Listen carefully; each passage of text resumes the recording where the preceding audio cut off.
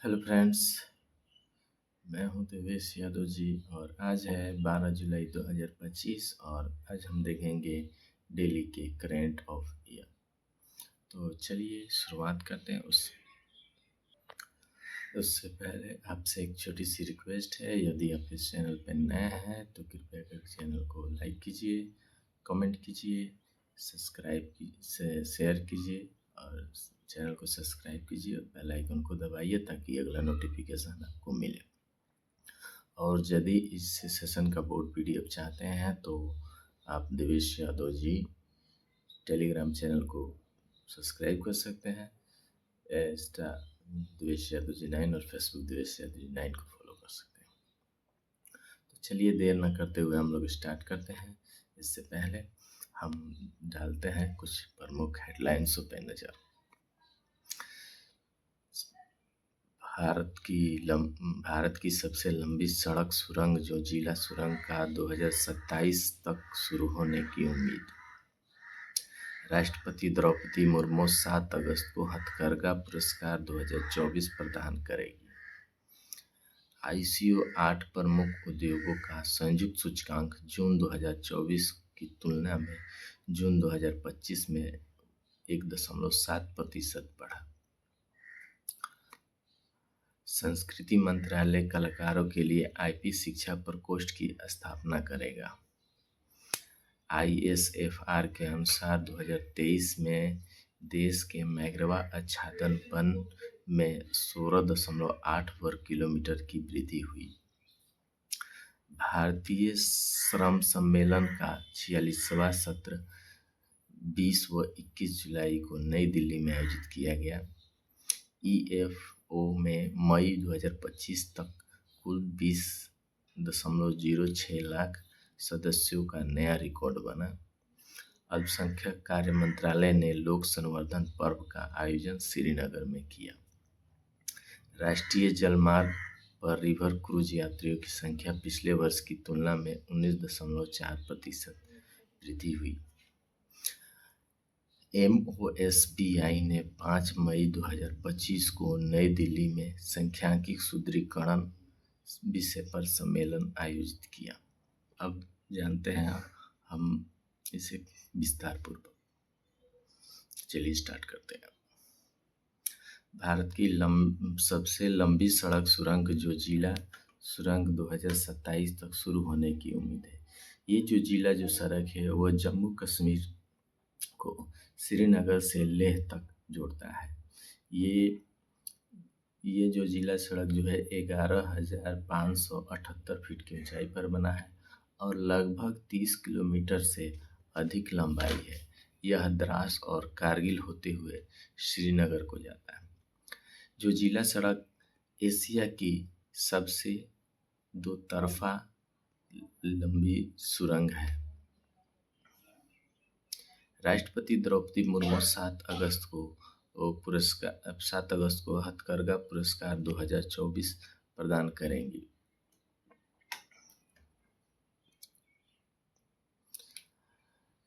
इसमें 5 संत कबीर पुरस्कार और 19 राष्ट्रीय हथकरघा पुरस्कार सहित कुल 24 पुरस्कार दिए जाएंगे। संत कबीर पुरस्कार में नगद 3.5 लाख रुपया, सोने का सिक्का, ताम्रपत्र, शाल और मान्यता प्रमाण पत्र दिया जाता है। राष्ट्रीय हथकरघा पुरस्कार में 2 लाख नगद रुपया, ताम्रपत्र, शाल और प्रमाण पत्र दिए जाते हैं। आईसीओ 8 प्रमुख का संयुक्त सूचकांक जून 2024 की तुलना में 2025 में 1.7% बढ़ गई है। इन 8 प्रमुख उद्योगों में कोयला, कच्चा तेल, प्राकृतिक गैस, रिफाइनरी उत्पादन, उर्वरक, इस्पात, सीमेंट और बिजली के उद्योग शामिल हैं। यह मई 2025 के अंतिम वर्ष में 1.2% की वृद्धि हुई। संस्कृति मंत्रालय कलाकारों के लिए आईपी शिक्षा प्रकोष्ठ की स्थापना करेगा, जिसका उद्देश्य है बौद्धिक संपदा के जागरूकता और संरक्षण को बढ़ावा देना। कलाकारों को बौद्धिक संपदा अधिकारों के तौर पर शिक्षित किया जा सके ताकि बौद्धिक संपदा का पंजीकरण को सुगम बनाया जा सके। ISFR के 2023 में देश में मैंग्रोव आच्छादन वन 16.8 किलोमीटर की वृद्धि हुई है। ISFR का मतलब होता है इंडियन स्टेट ऑफ फॉरेस्ट, जिसके अनुसार कुल मैंग्रोव जो है वह 4991.68 वर्ग किलोमीटर पे है, जो कुल भौगोलिक क्षेत्र का 0.15% है, जो कि 2019 की तुलना में 2023 का 16.68 वर्ग किलोमीटर की वृद्धि हुई है। इसकी जानकारी जो है वह वन एवं जलवायु परिवर्तन मंत्री श्री कृति वर्धन ने दिया।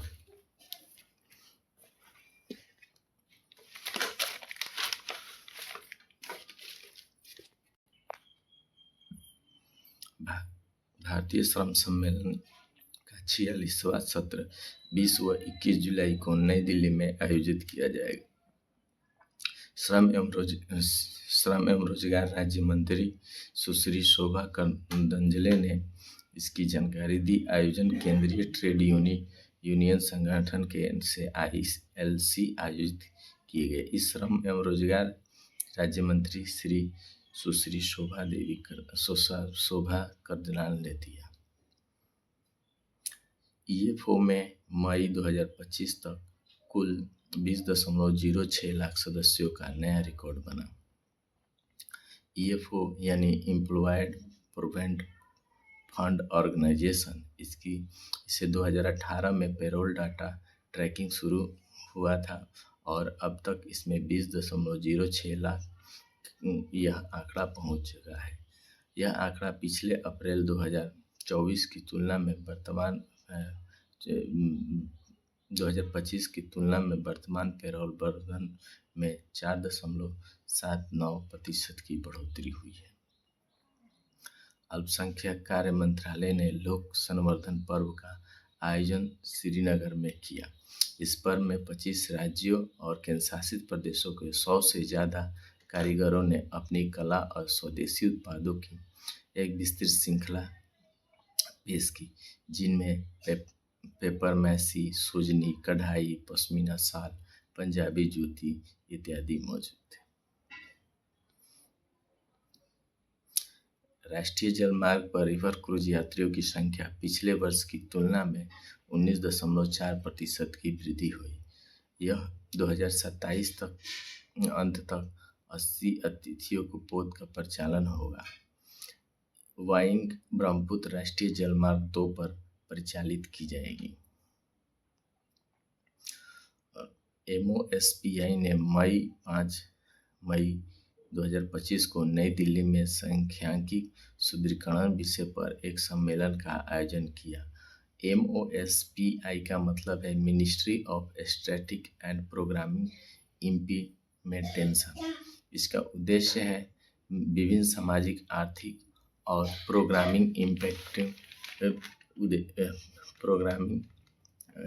विभिन्न सामाजिक आर्थिक संकेतों के लिए संरक्षण और उपराष्ट्रीय दोनों स्तरों पर प्रासंगिक, सटीक और समयबद्ध आंकड़ों को तैयारी करना। सांख्यिकी एवं कार्यान्वयन राज्य मंत्री इंद्रजीत सिंह ने इस संबंध में संसद में बताया।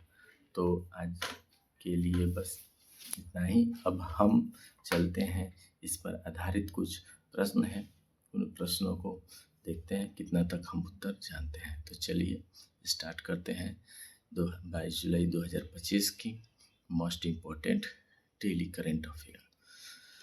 तो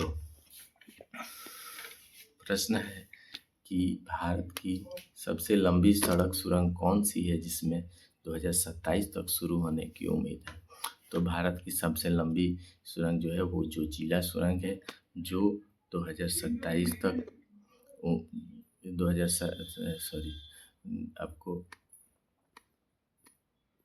2027 तक शुरू होने की उम्मीद है।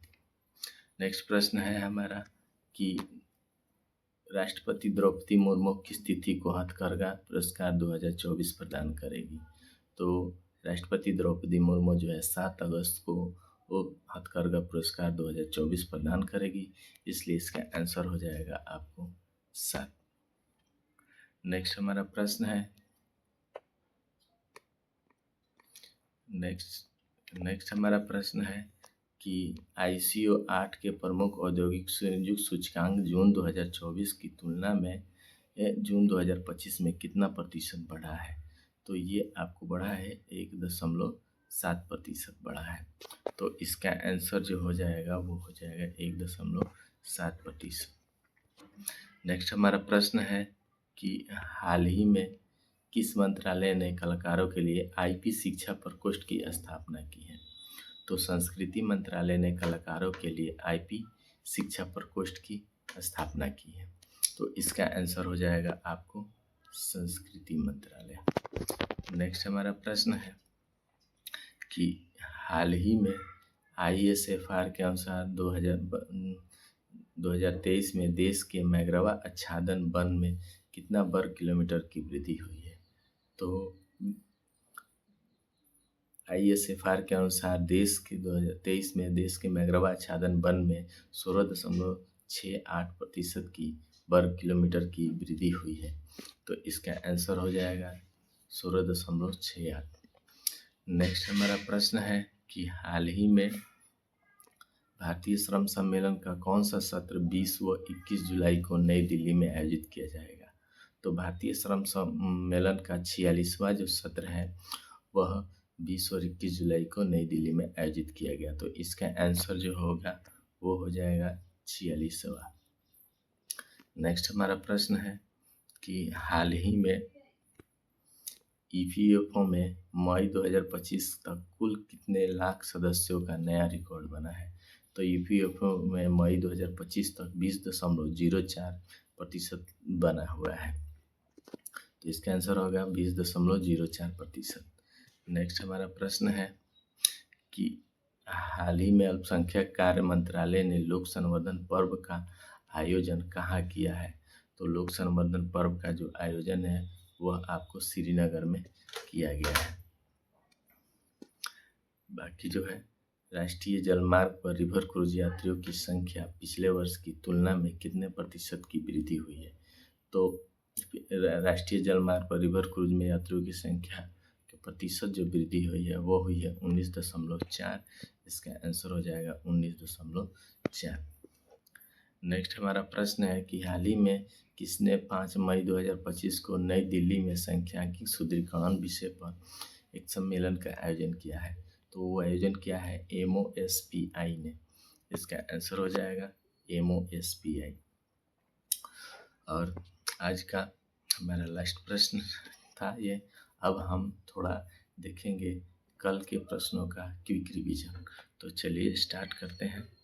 तो हमारा कल का प्रश्न था पहला कि गाजियाबाद के हिंडन सिविल टर्मिनल से कितने नई वाणिज्यिक उड़ानों का शुभारंभ किया है?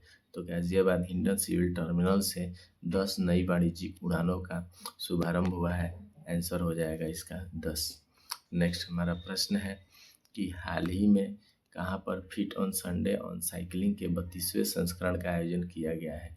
तो ये आयोजन किया गया है वो आपको वाराणसी के BHU में किया गया है। ठीक है। नेक्स्ट हमारा प्रश्न है कि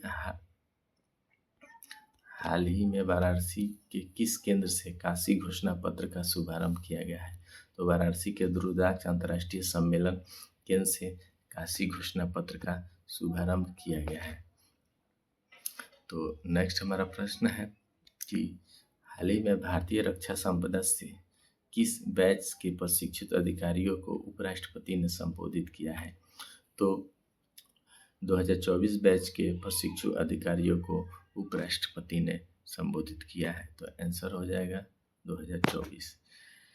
नेक्स्ट हमारा प्रश्न है कि हाल ही में किसने राज्यसभा के 8वें बैच के प्रतिभागियों RSIP का उद्घाटन किया? तो उपराष्ट्रपति जगदीप धनखड़ ने है राज्यसभा के 8वें बैच के प्रतिभागियों को RSIP का उद्घाटन किया। नेक्स्ट हमारा प्रश्न है कि कहाँ पर शहरों में साइबर सुरक्षा बनाने पर राष्ट्रीय सम्मेलन का आयोजन हुआ? तो नई दिल्ली में शहरों को साइबर सुरक्षा बनाने पर एक राष्ट्रीय सम्मेलन का आयोजन हुआ। आंसर हो जाएगा नई दिल्ली। नेक्स्ट हमारा प्रश्न है, रूस के कामचटका प्रायद्वीप में कितना तीव्रता का शक्तिशाली भूकंप आया है? तो रूस के कामचटका प्रांत में जो है वो 7.4 का जो है वह आपको तीव्रता का शक्तिशाली भूकंप आया था। नेक्स्ट हमारा प्रश्न है कि अंतर्राष्ट्रीय गणित ओलंपियाड में भारत ने कितने स्वर्ण पदक जीते हैं? तो अंतर्राष्ट्रीय गणित ओलंपियाड जो ऑस्ट्रेलिया में हुआ था उसमें जो है आपको भारत ने 3 स्वर्ण जीते हैं। आंसर हो जाएगा आपका इसका 3। नेक्स्ट हमारा प्रश्न है कि हाल ही में किस तिथि को अंतर्राष्ट्रीय शतरंज दिवस मनाया गया है? तो 20 जुलाई को जो है अंतर्राष्ट्रीय शतरंज दिवस मनाया गया है। तो इसका आंसर हो जाएगा आपको 20 जुलाई। नेक्स्ट हमारा प्रश्न है कि हाल ही में संसद का मानसून सत्र की बैठक कब से कब तक चलेगी? तो मानसून सत्र की बैठक जो है 21 जुलाई से 21 अगस्त तक चलेगी। इसका आंसर हो जाएगा आपको 21 जुलाई से 21 अगस्त। नेक्स्ट, अब आज के लिए बस इतना ही है ना। यदि आपको ये सेशन जो है पसंद आया हो तो प्लीज़ सेशन को लाइक कीजिए, कमेंट कीजिए, शेयर कीजिए, सब्सक्राइब कीजिए, बेल आइकन को दबाइए ताकि अगला नोटिफिकेशन आपको मिले। आपको अगर इस चीज़ का आपको टेलीग्राम चैनल पे आप इसका PDF प्राप्त कर सकते हैं। और ये रही आपको इंस्टा और फेसबुक की ID जहाँ पे आप हम फॉलो कर सकते हैं। तो चलिए अब हम मिलते हैं किसी नेक्स्ट सेशन में इनको लेकर। तब तक के लिए आपके सामने एक प्रश्न है छोड़कर जाते हैं, उस प्रश्न का जरूर आंसर दीजिए। महान स्वतंत्रता सेनानी मंगल पांडे की जयंती किस तिथि को मनाई गई थी? तो आंसर दीजिए इसका। तब तक हम लोग मिलते हैं इस सेशन में। तब तक के लिए जय हिंद, जय भारत।